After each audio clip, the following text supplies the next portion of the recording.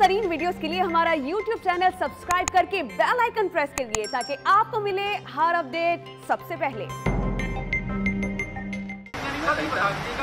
बार फिर ये शहर और हमारा सूबा जो है लॉकडाउन की तरफ जाया है। तालीमी इदारे तमाम बंद करने के आपने अहकाम दे दिए हैं, लेकिन एग्जाम्स जो हैं वो वक्त पर होंगे।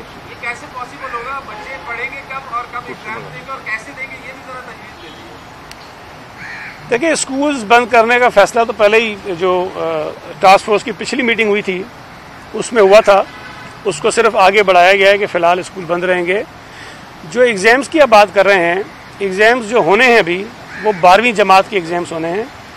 और पूरे कराची शहर की अगर मैं आपको फिगर दूं तो यहाँ पर 1,15,000 स्टूडेंट्स हैं जिन्होंने अपेयर होना है इन एग्ज़ाम्स के अंदर।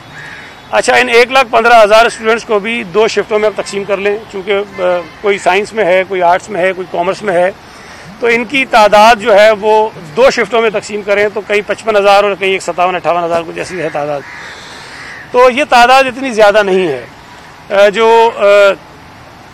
सेंटर्स बनाए गए हैं वो सेंटर्स कोई तकरीबन 125 के करीब हैं एक शिफ्ट में। मुझे एग्जैक्टली नंबर याद नहीं, लेकिन इतना है।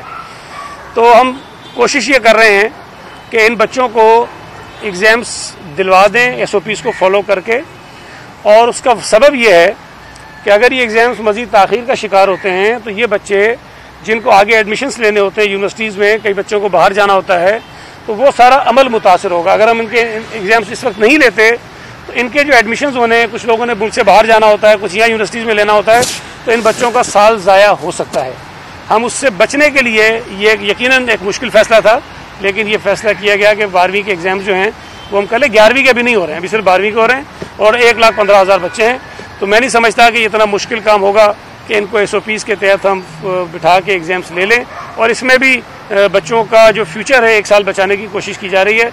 मैं इस बात से इत्तफ़ाक़ करता हूँ कि फ़ैसला मुश्किल था, लेकिन बहरहाल ये फ़ैसला किया गया है।